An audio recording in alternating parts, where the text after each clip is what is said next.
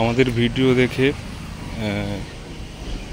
একজন ব্যক্তি যে নাম প্রকাশে অনিচ্ছুক সে ৫,০০০ টাকা এই পরিবারের জন্য দিয়েছে, সেটাই আমি এখন দিতে যাচ্ছি।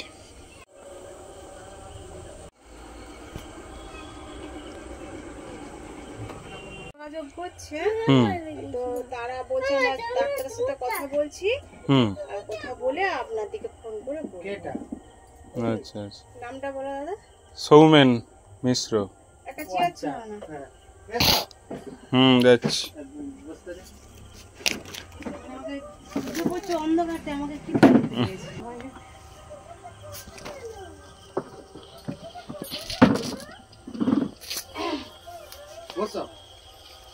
ভিডিওটা আমাদের ছাড়ার পর অনেকেই ফোন করছে, ডাক্তার কেউ মন্দিরের ঠিকানা দিচ্ছে, কেউ ডাক্তার বিষয়ে কথা বলছে।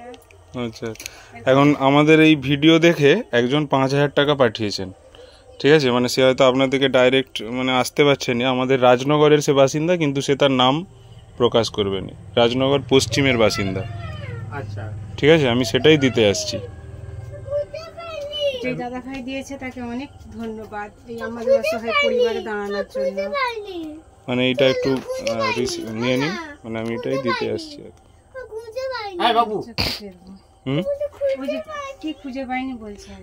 মানে এই যে ধরুন, মানে এই ভিডিও প্রকাশের পরে অনেকে তো আসছেন, মানে আপনি ধরুন বাচ্চাগুলোর খাওয়া দাওয়ার কিছু কিছু সুবিধা হয়েছে তো? বহু সুবিধা। আচ্ছা, আপনাদের পাশে দাঁড়িয়েছেন বলি আজ আমার পরিবারে। কিন্তু অনেকেই কিন্তু বলছে চেন্নাইয়ে কিন্তু ফ্রিতে চেক আপটা হয়, মানে একদম অপারেশন সব হবে, মানে কমেন্টগুলোতে যেটা বলছে আর কি আপনাদের এখানে। হ্যাঁ হ্যাঁ, সাই বাবাতে আমাদেরকেও ফোন করে অনেকে। তাহলে ওইখানে আপনার আছে তো, মানে দাদা ভাই কেউ আছে তো আপনার পরিবারে? সবটা ওই জায়গায় হয়ে যাচ্ছে, মানে যাবার সেরকম কেউ নেই।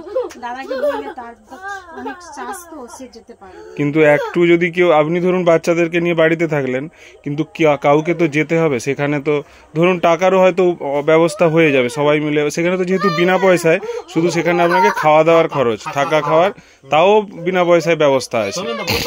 বসছি, তুমি বসো। অনেক হেল্প করেছো সত্যি, একদম মানে 4-5 থেকে। এই আয় না রে, বসো। হ্যাঁ বসো, বসো, তুমি ওখানে বসো, আস্তে আস্তে বসো। আরে কোচি ডাকতিছে।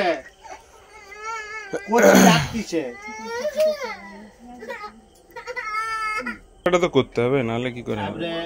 অনেকেই বলতেছে ডাক্তারের সঙ্গে সব পরামর্শ করতেছে।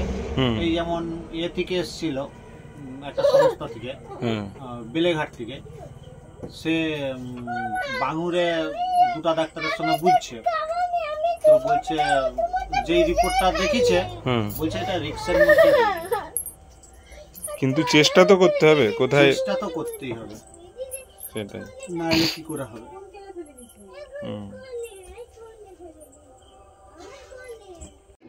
বিষয়টা বলতে আমার স্বামীর এরকম হঠাৎ করেই ধরা পড়ে ব্রেন টিউমার। তো বুঝতে পারিনি আমরা, টিউমারটা যন্ত্রণা হতো আমরা বুঝতে পারতাম নি। যখন জোর যন্ত্রণা বাড়লো, চোখে ঝাপসা ডবল দেখলো, তখন চিকিৎসা করলাম যে এরকম বললো ব্রেন টিউমার। তো ব্রেন টিউমার হতে ধীরে ধীরে ওটা চোখে অন্ধ হয়ে গেছে, এখন কিছু না, এখন চোখে কিছু দেখতে পাইনি। আমরা চিকিৎসা করে এমসে গেছিলাম, সেখানেও চিকিৎসার ব্যবস্থা করেছিলাম।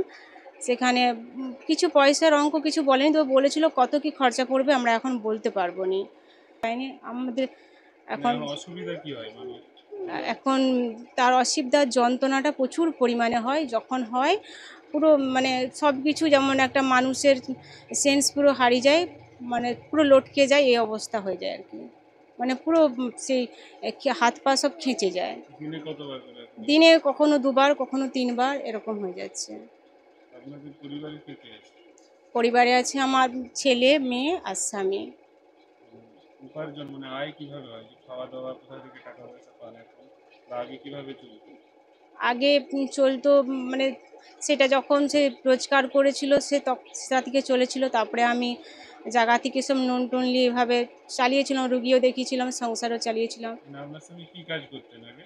আগে কাজ করতো, ড্রাইভারই কাজ করতো, মানে গাড়ি চালাতো।